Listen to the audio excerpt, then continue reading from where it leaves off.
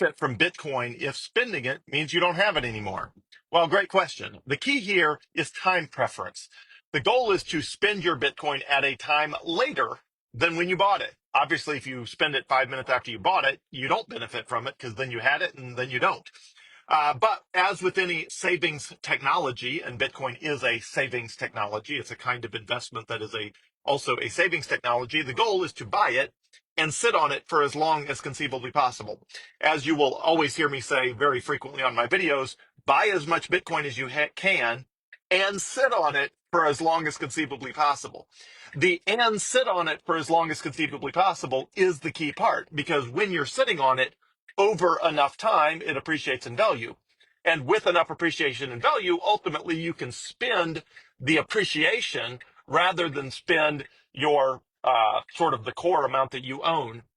Of course, that means your total amount of Bitcoin goes down, but it means your purchasing power goes up over time. So, for example, if you buy $100 and you spend it the next day, it might have gone up and down a little bit, but your purchasing power probably didn't change that much. If you buy $100 of Bitcoin, you wait a year or two or three or four or five, and it goes up to $150 or $200 or even $110, and then you spend it. You can spend $10 or $50 or $100 or $200 and still have $100 left of Bitcoin. And that's what I've done. I put 18 months of living expenses in Bitcoin back near the market bottom of 2022 because I was just looking for any conceivable excuse to buy more Bitcoin while it was that much on sale.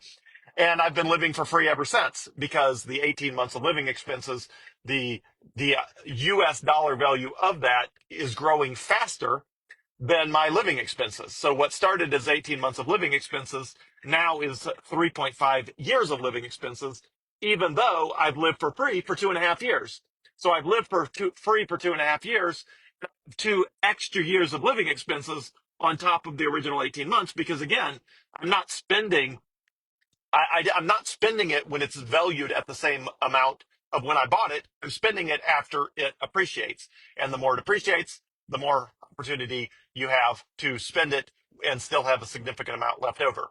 So that's the goal of everybody who buys Bitcoin, is to buy as much Bitcoin as they can, hold on to it for as long as conceivably possible, which then allows the purchasing power to appreciate as much as conceivably possible, so that when you do get around to spending it, you have as much wealth as possible, so that when you're done spending it, you have as much wealth left over still as possible.